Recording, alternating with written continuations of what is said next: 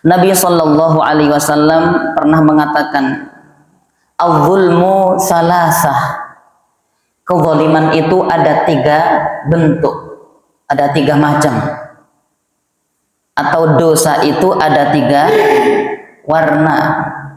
Yang pertama, zulmun la yaghfiruhu. Ada kezaliman atau dosa yang Allah tidak akan ampuni. Wa zulmun yaghfiruhu. Yang kedua, ada dosa atau kezaliman yang Allah selalu memberikan kesempatan untuk seseorang itu mendapatkan ampunan. Yang ketiga, zulmun la yatrukuhu.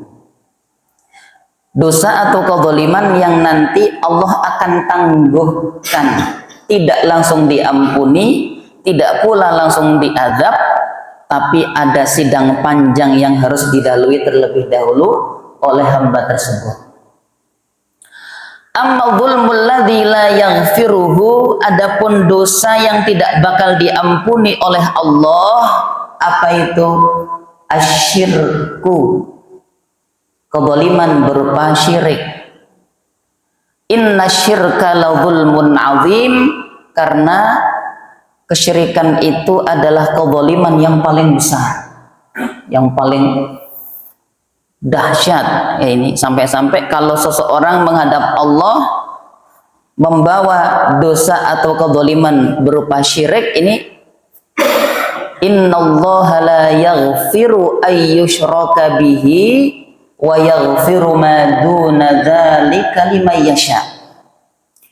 Allah tidak akan mengampunkan dosa syirik. Adapun dosa-dosa yang lain terserah Allah.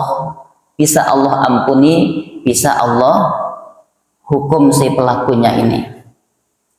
Baik, kita bahas yang pertama dulu, yaitu dosa yang tidak akan diampuni, tidak lain dan tidak bukan asyirku billah, menyekutukan Allah. Nah, apa saja bentuk-bentuk syirik menyekutukan Allah ini? Ini ada beberapa bentuk atau beberapa model yang mungkin zaman sekarang bisa kita saksikan dan rasakan. Pertama, ada syirik itu dalam bentuk seseorang menyembah Allah tapi juga menyembah selain Allah. Seperti orang-orang Arab jahiliyah dulu.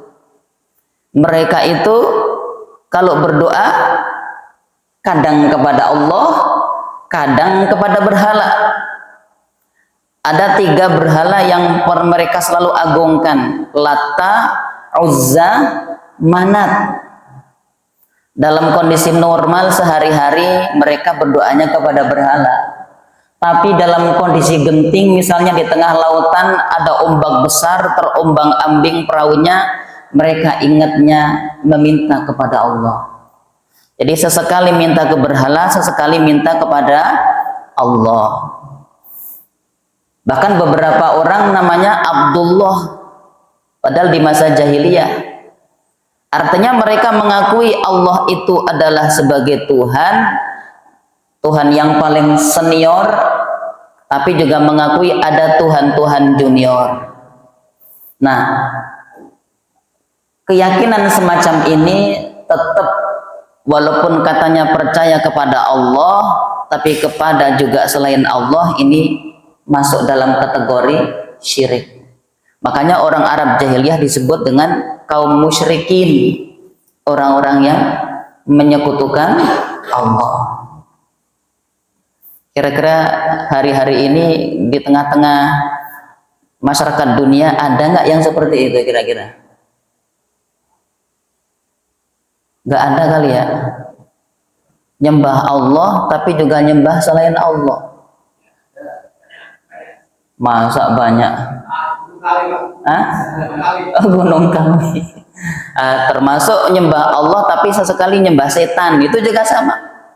Maka ada muncul para penyembah setan, para penyembah dajjal, penyembah jin. Itu dia. Walaupun katanya mah saya beriman kepada Allah, tapi minta berkahnya kepada Gunung Kawi misalnya, ya kan? Mintanya kepada setan. Nah, ini bahaya sekali itu. Luntur imannya, rusak akidahnya. Di India ada agama yang katanya campuran antara Islam dan Hindu. Ini juga tidak akan dianggap, tidak akan sah imannya. Nah, sekarang kelompok yang kedua yang dianggap syirik, yang bagaimana? Menyembah selain Allah dan sama sekali tidak menyembah Allah. Kalau ini banyak nih.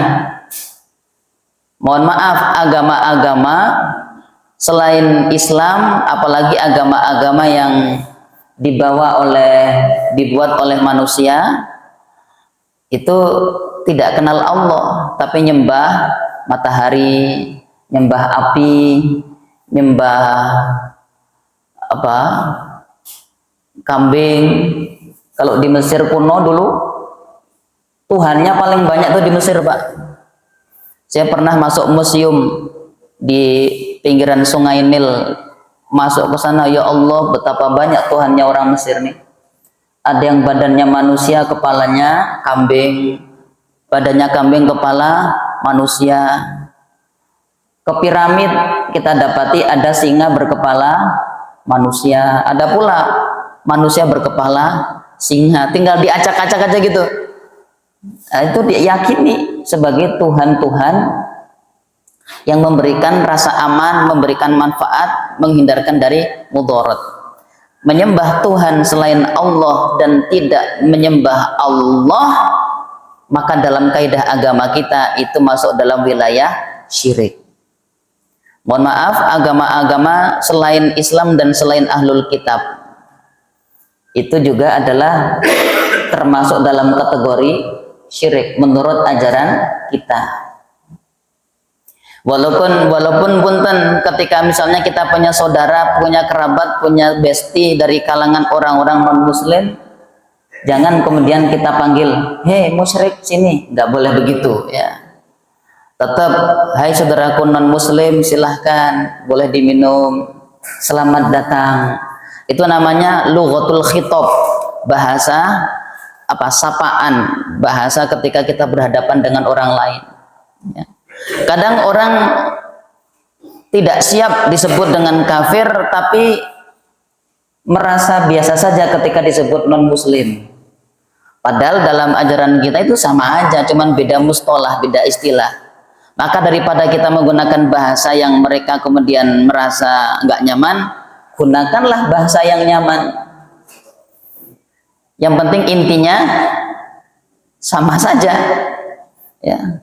Misalnya kita buat acara nih, tasyakuran satu komplek, ada yang muslim, ada yang non muslim. Apakah mungkin kita akan mengatakan selamat datang kepada tetangga-tetangga yang kafir? Kan nggak mungkin, Pak. Kita gunakan bahasa khitab. Selamat datang yang non muslim, silahkan, sebelah sana ada makanan yang mungkin bisa dicicipi, misalnya gitu. Ini. Jadi tetap secara kaidah kita harus tahu, tapi secara bahasa pengungkapan kita menggunakan bahasa khitab, bahasa yang paling indah, yang paling tidak melukai hati saudara-saudara kita. Baik. Kemudian ada namanya syirik qudrah lah ini. Apa syirik qudrah itu? Ini diantara yang dikemukakan oleh para ulama ahlu sunnah wal jamaah. Syirik qudrah itu meyakini bahwa ada kekuatan selain kekuatan Allah, tapi menandingi kekuasaan, kekuatan dan kehendak Allah. Ini syirik qudrah nih. Dan ini tidak kalah bahayanya nih, syirik qudrah. Seperti dulu di Mesir, sebelum Islam masuk ke Mesir, masyarakat Mesir itu biasa memberikan tumbal kepada Sungai Nil. Seorang gadis yang paling cantik dilarung, dilempar ke Sungai Nil dengan keyakinan Sungai Nil itu nanti airnya akan terus memenuhi kebutuhan masyarakat dan tidak akan kering, maka diberikan tumbal gadis cantik. Mubadir apa enggak kira-kira ini Pak? Gadis cantik pula nih. Orang Mesir itu kalau ada 5 gadis jalan, yang cantik 6 Pak. Bayangannya aja ikut cantik itu. Lah ini ternyata udah cantik, masih gadis, dicemplungin ke sungai coba. Kan banyak bujang-bujang yang menangis juga itu. Tapi karena sudah menjadi akidah, keyakinan, tiap tahun dilakukan. Ketika kemudian Sayyiduna Amr bin As berhasil menaklukkan Mesir dan beliau diangkat menjadi gubernur Mesir, Amirul Mukminin saat itu Sayyidina Umar bin Khattab di kota Madinah. Maka Sayyidina Amr bin As membuat aturan. Beliau membuat aturan harus ditaati oleh semua. Mulai tahun ini tidak ada tumbal gadis cantik dilarung di Sungai Nil. Masyarakat protes. Nanti gimana ini kalau kekeringan, kita nggak punya lagi sumber air? Karena di Mesir itu satu-satunya sumber kehidupan ya Sungai Nil. Hujan paling setahun 2 kali, 3 kali. Nah, tapi namanya keputusan gubernur, mau apa lagi? Sudah ketok palu, tidak bisa ditolak. Akhirnya tahun itu tidak ada tumbal untuk Sungai Nil. Tapi tiba-tiba terjadi hal yang memang dikhawatirkan oleh warga Mesir. Sungai Nil tiba-tiba airnya surut, kering. Warga, kalau bahasanya sekarang, demo ke balai kota lah gitu ya. Ini gara-gara Anda, wahai gubernur. Akhirnya kita kekeringan. Udah, kembalikan tradisi kami. Biarkan itu tumbal diberikan kepada Sungai Nil lagi. Sayyidina Amr bin As bimbang nih, antara ini mempertahankan akidah tauhid, tapi dengan fakta kok Sungai Nil memang betul-betul kering. Akhirnya beliau mengirim utusan ke Sayyidina Umar bin Khattab, menyampaikan kepada Amirul Mukminin bahwa ini ada gejala aneh, fenomena yang langka. Di Mesir sejak kita tahan tidak ada tumbal untuk Sungai Nil, kenapa hari ini Sungai Nil nyata-nyata betul-betul menjadi kering? Ini Sayyidina Umar kemudian menulis surat. Dalam sebuah kertas ditulis, beliau berpesan kepada utusan itu, bawa ini ke Mesir, lemparkan ke Sungai Nil. Apa isinya surat itu ternyata Pak? Tulisan dari Amirul Mukminin kepada Sungai Nil. Wahai Nil, kalau engkau mengalir selama ini karena Allah, maka mengalirlah kembali seperti semula. Tapi kalau aliranmu itu memang disebabkan karena tumbal-tumbal yang diberikan oleh warga Mesir, sudah, jangan pernah mengalir untuk selama-lamanya. Sungai Nil disurati itu. Sampai di Mesir suratnya dilempar ke Sungai Nil. Seketika Sungai Nil airnya kembali meluap. Tidak pernah kering sampai hari ini. Nanti bapak-bapak kalau sumurnya kering gimana caranya berarti Pak? Ditulis surat gitu. Ini karomah ya, karomahnya Sayyidina Umar bin Khattab ya. Beliau itu ketakwaannya luar biasa. Di antara para sahabat, beliau termasuk adalah walinya para sahabat. Wali-wali Allah di kalangan para sahabat itu Sayyidina Umar. Makanya beberapa kali beliau diberikan oleh Allah karomah, hal-hal yang ajaib yang tidak mungkin terjadi pada manusia biasa, tapi terjadi pada Sayyidina Umar. Sungai Nil dimarahi sama Sayyidina Umar, ketakutan Sungai Nil coba, dan airnya kembali mengalir sampai hari ini tidak pernah kering. Makanya tidak ada lagi namanya tumbal-tumbal gadis cantik di Mesir, nggak ada. Jangankan gadis cantik, ayam hitam dilarung di Sungai Nil untuk sesaji Sungai Nil, nggak ada lagi. Inilah upaya Sayyiduna Amr bin As dan Sayyidina Umar bin Khattab dulu untuk memurnikan akidah bangsa Mesir yang ribuan tahun hidup dalam keyakinan animisme dan dinamisme. Paling banyak Tuhan itu di Mesir, walaupun palsu semua nih, ya. Nah, makanya kita tidak boleh meyakini ada kekuatan yang menyaingi kekuatan Allah. Maka hati-hati dengan yang namanya ramalan bintang. Bintangmu apa guys? Wah, Gemini. Dilihat ramalannya, wah Gemini jalan cintanya agak berliku, tapi dompetnya lumayan tebal bulan ini. Kok percaya? Bisa-bisa masuk ke dalam wilayah syirik kudroh. Meyakini bintang-bintang itu punya peran dalam menentukan nasib kita. Kalau zaman-zaman dulu masih banyak koran-koran itu ya, kan setiap muncul koran ada namanya ramalan bintang. Udah, tidak usah ada yang percaya dengan ramalan semacam itu. Bisa merusak akidah kita. Ya, ini termasuk meyakini ada kekuatan yang bisa mengendalikan hujan selain kekuatan Allah. Hati-hati. Hujan nggak turun-turun malah manggil pawang hujan Mbak Rara. Hujan kebanyakan suruh nahan lagi di Mandalika. Pakai remote langit Pak katanya. Remote-nya langit itu apa itu namanya, itu alat klotek. Saya pikir langit yang sedemikian rumit gagah kok remote-nya hanya seperti itu. Kalah sama remote AC, kelihatan kecil tapi canggih. Remote langit, katanya remote langit katanya. Masya Allah. Kok ya yang lebih aneh lagi banyak yang percaya gitu. Wong terbukti gagal menahan hujan di mana itu? Di Mandalika. Masih diundang lagi. Mana akidahnya? Mana keyakinan bahwa Allah lah yang menurunkan hujan, yang menahan hujan, memberikan rezeki. Nah, ini kita di tengah kondisi banyaknya ajaran-ajaran yang memang bertentangan dengan ajaran akidah Islam. Itulah pentingnya kita sering hadir dalam majelis ilmu, dekat dengan para asatidz, para ulama. Jadi tahu mana yang lurus, mana yang bengkok, mana yang benar, mana yang salah. Jangan hanya ikut-ikut.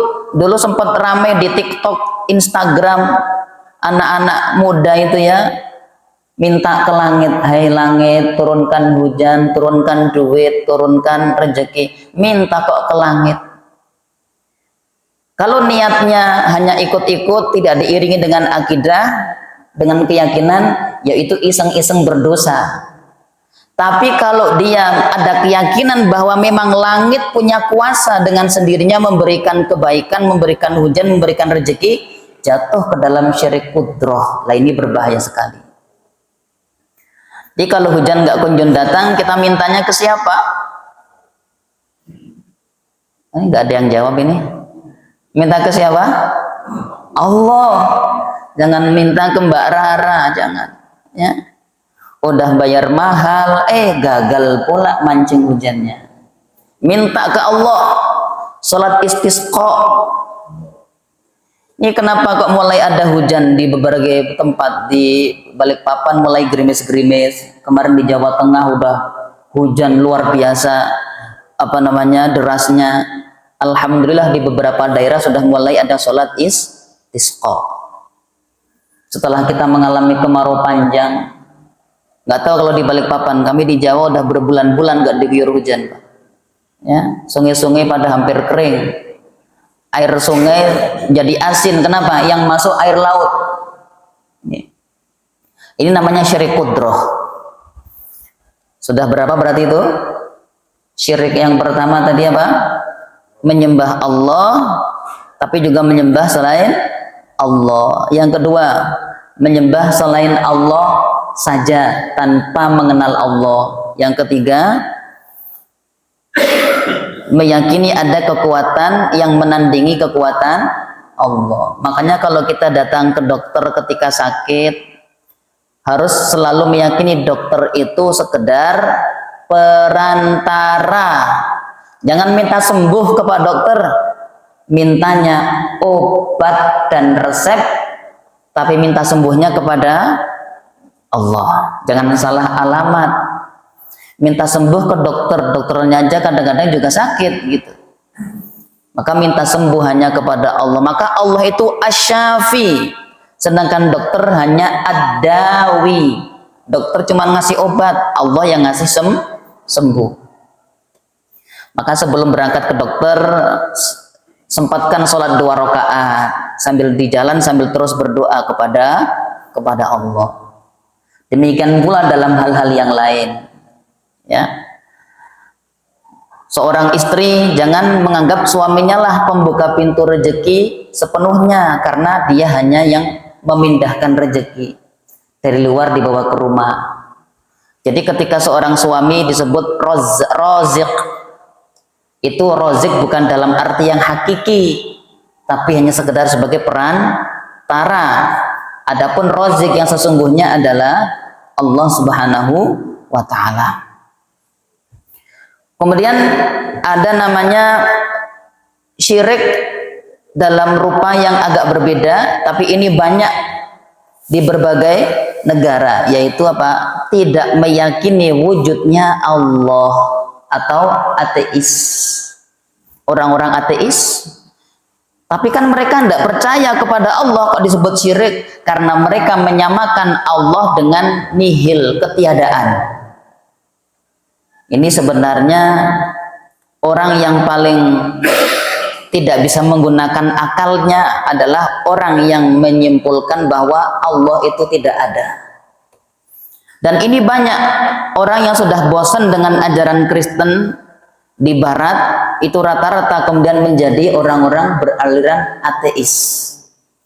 Bosan ibadah, bosan sama Tuhan, akhirnya mereka melepaskan diri dari semua agama, memilih tidak bertuhan dan tidak beragama.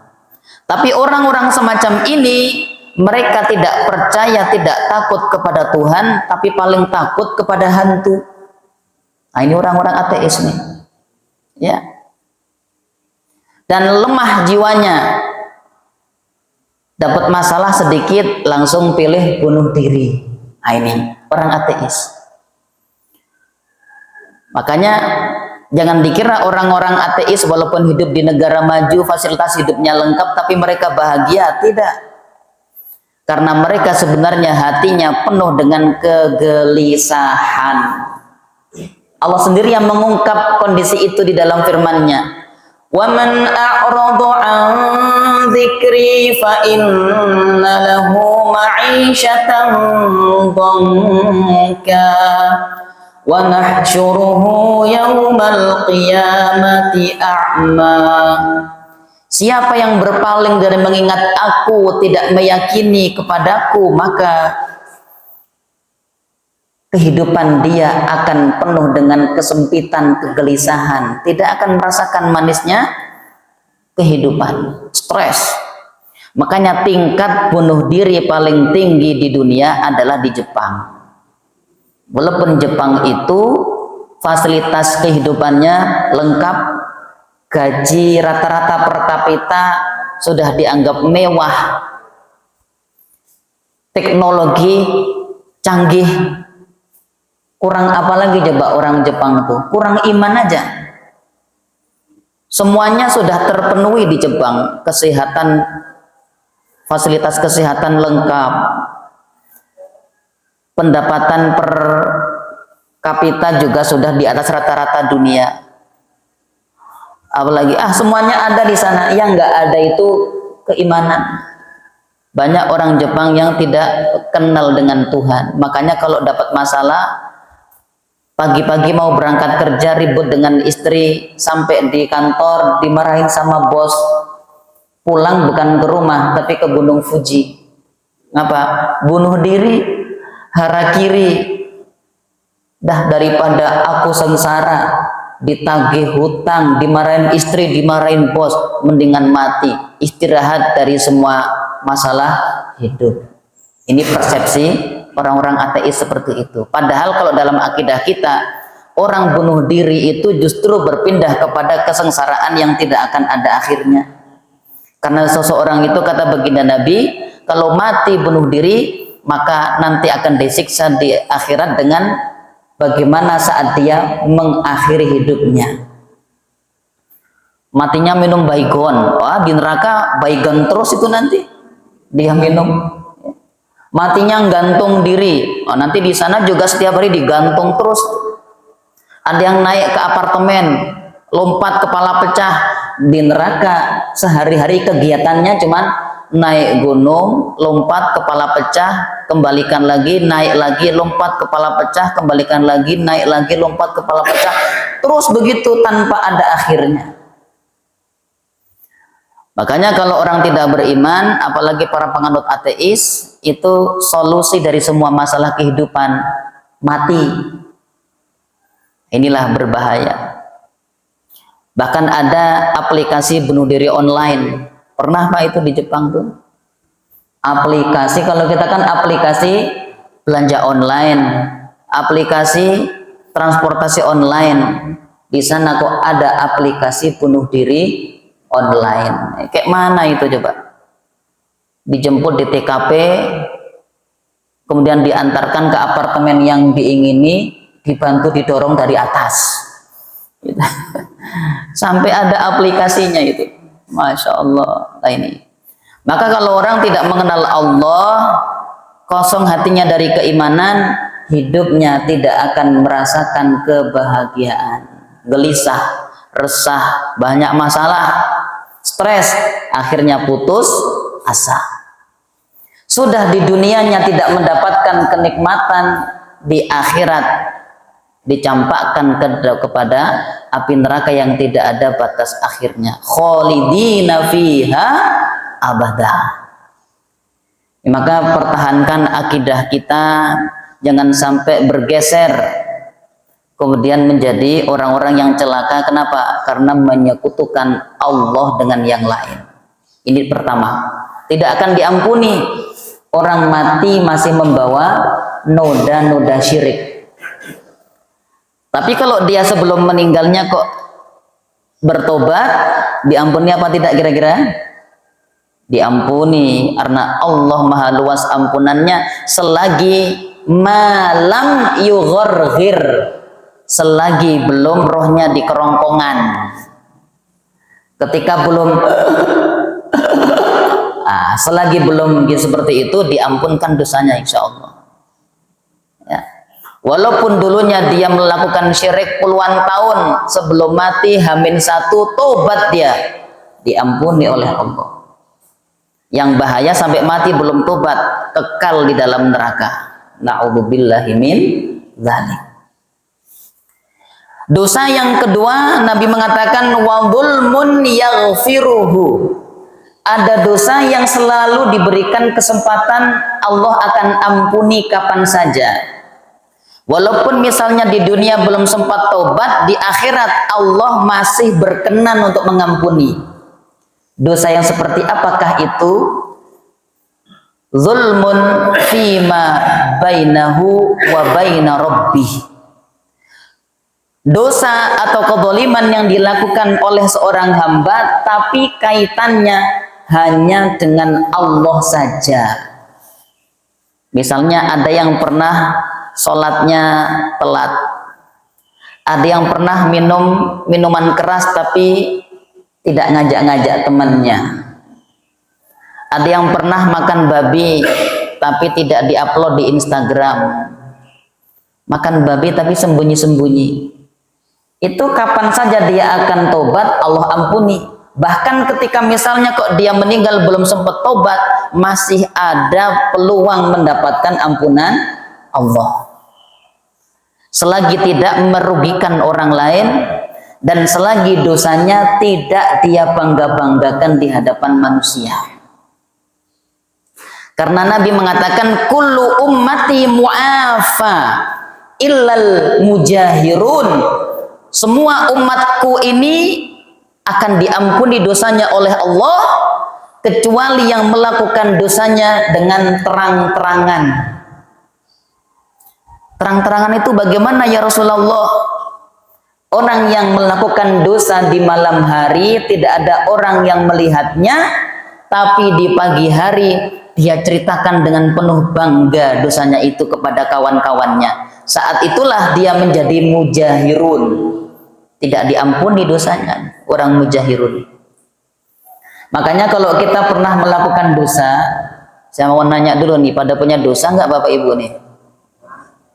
Punya ya? Sedikit apa banyak? Ah, banyak ya? Banyak aja apa banyak sekali? Baru sekali aja apa udah berkali-kali kira-kira? Orang beriman akan selalu merasa bahwa dirinya penuh dosa. Tapi walaupun kita punya banyak dosa, mohon jangan diceritakan dengan bangga kepada manusia. Selagi itu dosa masih rahasia, hanya kita dengan Allah saja yang tahu, maka nanti peluang ampunan itu terbuka lebar. Sekarang malah ada orang melakukan dosa terang-terangan diupload di YouTube, Pak. Ini nggak akan diampuni, berat itu, kecuali nanti taubatan nasuha betul.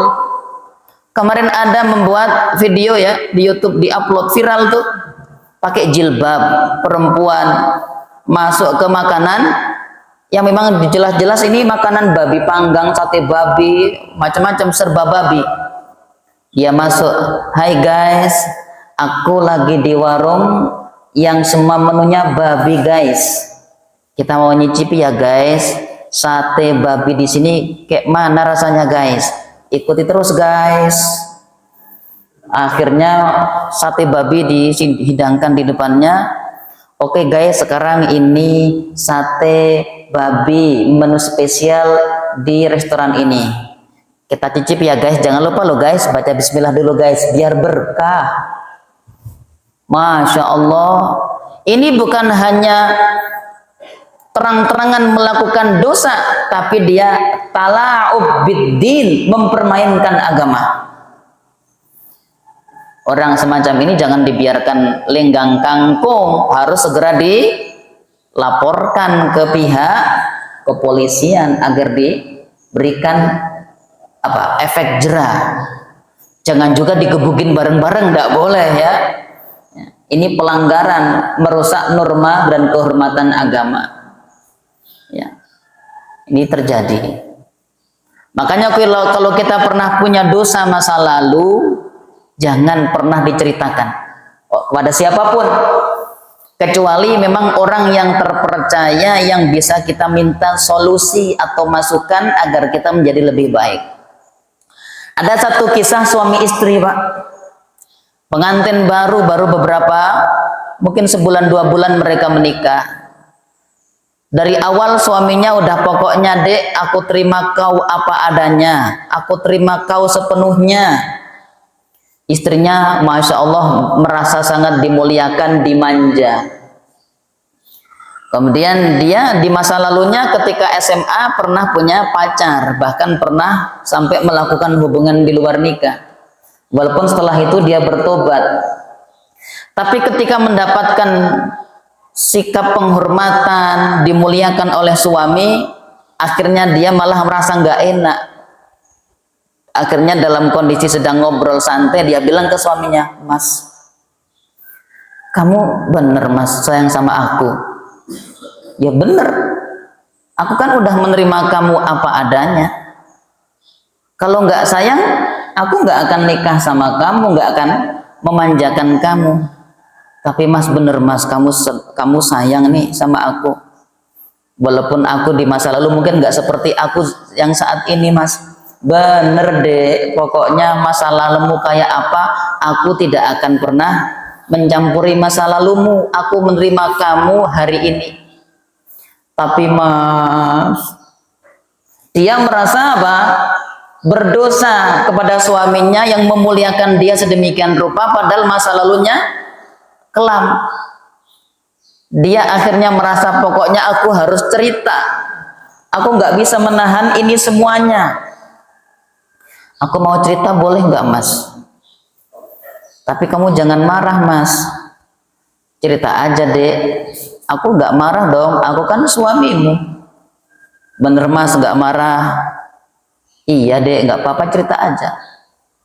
Sebenarnya aku gini loh mas. Dulu itu pas aku sekolah pernah punya pacar mas. Terus ya kami udah saling cinta banget dulu itu.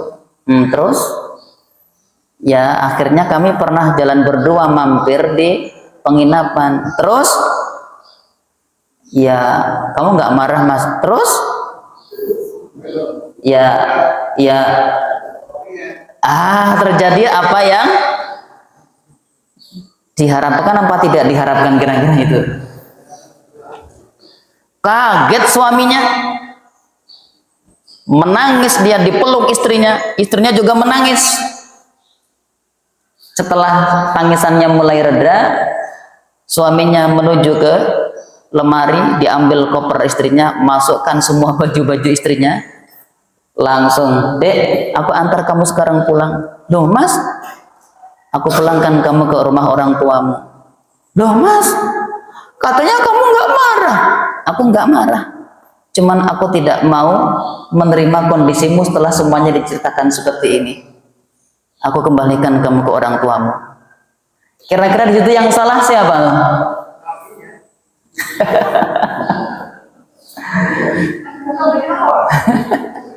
Baru tahu saat itu pak, belum tahu sebelumnya. Ini kesalahan si istri ini. Kenapa dia ceritakan masa lalunya padahal suaminya udah bilang, aku terima kamu apa adanya sekarang. Tapi karena kemudian malah diceritakan masa lalunya, terbongkar semuanya, nggak mau sudah suaminya. Dia nggak marah, tapi juga nggak mau meneruskan berumah tangga dengan istrinya. Makanya seburuk apapun masa lalu kita, sudah jadikan dia sejarah, kita istighfari, minta ampun kepada Allah, jangan diceritakan kepada manusia siapapun. Ya, agar dosa kita kelak mendapatkan ampunan Allah. Malah dengan bangga diceritakan di Instagram, ya, dah. Kullu ummati mu'afa, setiap umatku bakal diampuni dosanya, kecuali siapa tadi? Al-mujahirun, yang terang-terangan melakukan dosa. Kalau terang-terangan melakukan dosa itu Nabi definisikan menceritakan dosanya setelah ditutupi. Lah bagaimana kalau ada yang memang terang-terangan di depan layar divideokan melakukan dosa? Lebih parah lagi itu tentunya. Ya, maka kita semuanya ini tidak pernah lepas dari potensi melakukan dosa. Tapi ingat, sekuatnya kita tahan, sekuatnya kita jaga diri kita. Kok misalnya kita jatuh, setelah itu istighfar dengan jangan pernah bercerita kepada siapapun. Itu zulmun yaghfiruhu, dosa yang bakal Allah ampuni. Yang ketiga, kita sampai jam 6 ya. Zulmun la yatrukuhu, dosa yang Allah akan tangguhkan keputusannya, Allah akhirkan, tidak langsung diampuni, tidak langsung dia dihukum, tapi ada sidang khusus yang mungkin sidang ini lebih panjang daripada yang lain. Zulmun fima bainahu wa bainal ibad, kezaliman atau dosa yang dilakukan seorang hamba kepada sesamanya. Ini yang parah, berat sekali ini konsekuensinya. Maka sampai Nabi mengatakan dalam hadis riwayat Imam Muslim, atadruna manil muflis, wahai para sahabatku, tahukah kalian siapa orang yang bangkrut? Para sahabat bilang, al-muflisu man la dirhamalahu wala mal. Orang yang nggak punya duit, nggak punya harta, itu orang bangkrut ya Rasulullah. Tapi Nabi kemudian mengatakan, al-muflisu min ummati. Orang yang bangkrut dari kalangan umatku itu adalah man ya'ti yaumal qiyamati bihasanat. orang yang nanti datang pada hari kiamat dengan pahala kebaikan, bisolatihi wa zakatihi wa siyamihi. Dia memanggul pahala solatnya, pahala zakatnya, pahala puasanya, kelihatan besar dipanggul di atas punggungnya. Tapi di waktu yang sama, wayati wa qad syatama hadza, dia datang dengan dosa pernah mencaci maki saudaranya.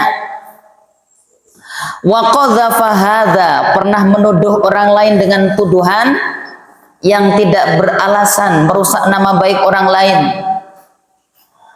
Kemudian apalagi, wa akala mala hadza, memakan harta orang lain dengan cara yang tidak hak. Wa safaka dama hadza, mengalirkan darah orang lain. Ada anak SMA mau nyebrang jalan di Bogor beberapa bulan yang lalu. Seorang anak SMA selesai ikut ujian susulan, keluar dari kelas mau nyebrang naik angkot, tiba-tiba ada anak SMA lain naik motor bertiga, yang paling belakang membawa sabit kayak punyanya Naruto itu ya, panjang, tajam.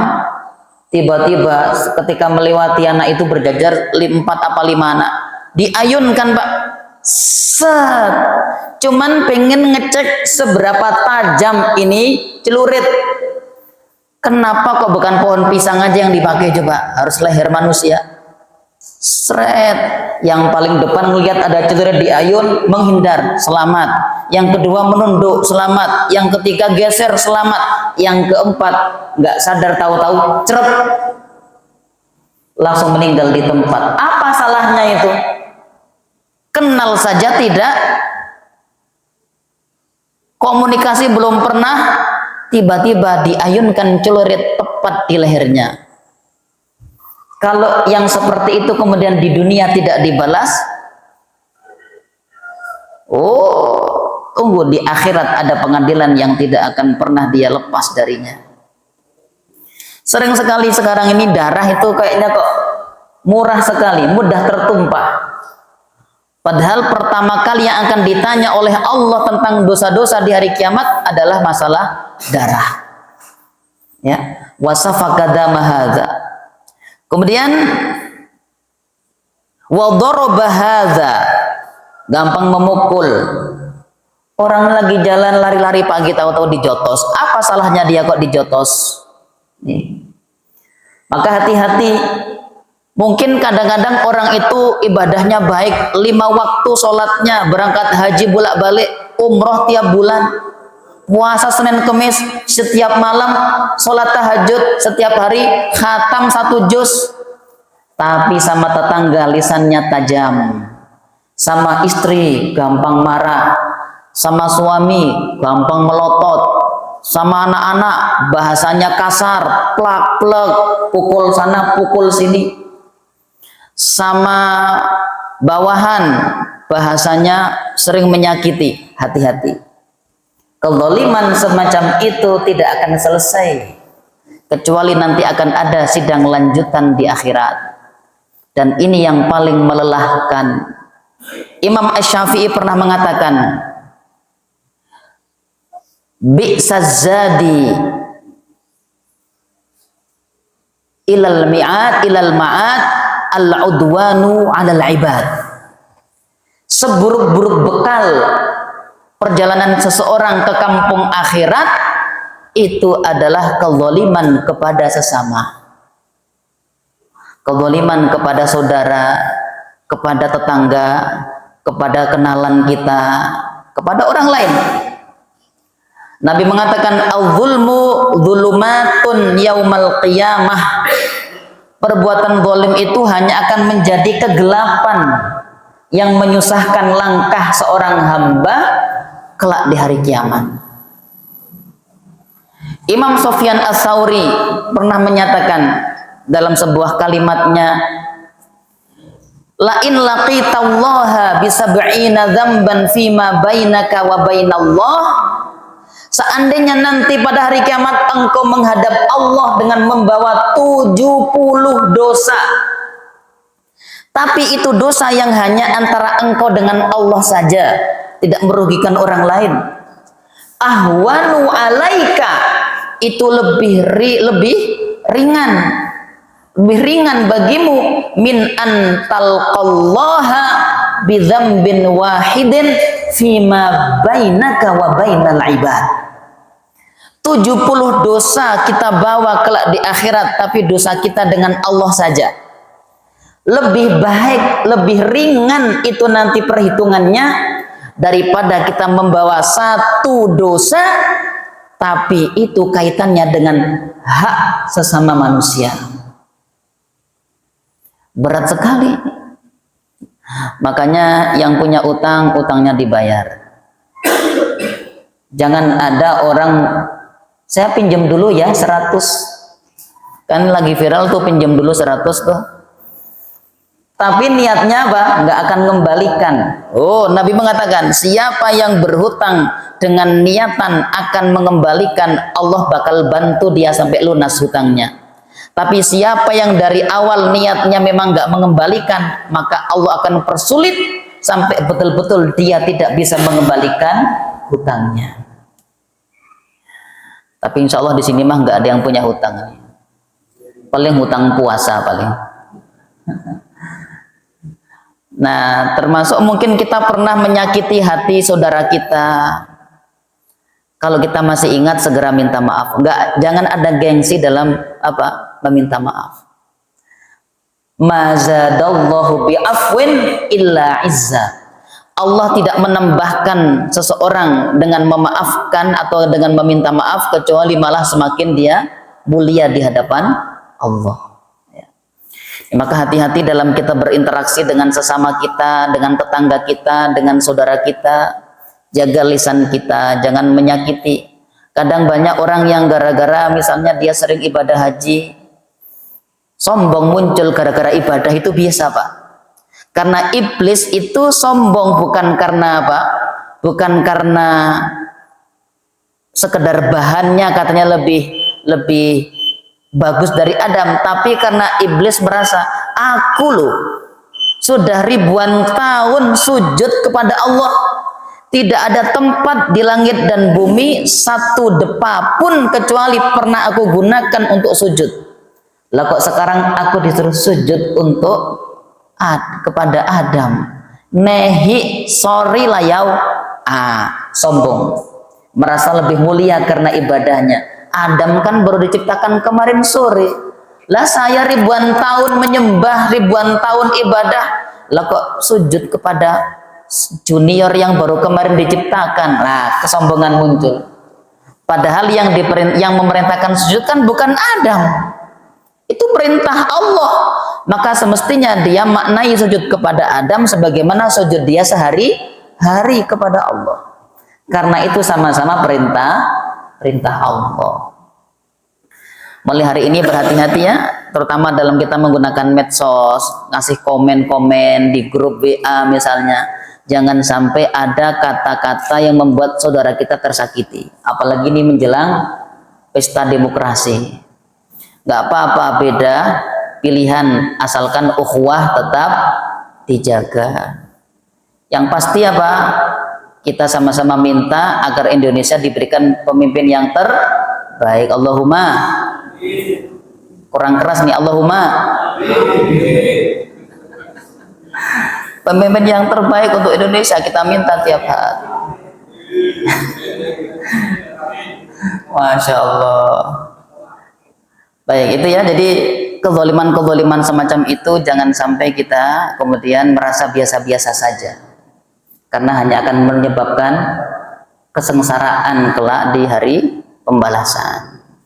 Dah pas jam 6 ini ya, cukup ya. Insya Allah semoga menjadi bekalan kita dan kita semuanya diberikan taufik oleh Allah melaksanakan setiap kebaikan dan ibadah dengan istiqomah. Istiqomah apa istirahat kira-kira Pak? Istiqomah ya, insya Allah. Jangan lupa doakan terus saudara kita di Palestina. Selama Israel belum bosan mengepom, kita jangan bosan mendoakan untuk Palestina dan kehancuran Israel. Selama Israel masih tetap betah menjajah Palestina, kita harus juga tetap betah memboikot produk-produknya. Ya, ini kirimkan Al-Fatihah untuk saudara-saudara kita di Palestina, dan juga agar tentara-tentara jahat Israel itu nanti mencret semuanya. Al-Fatihah.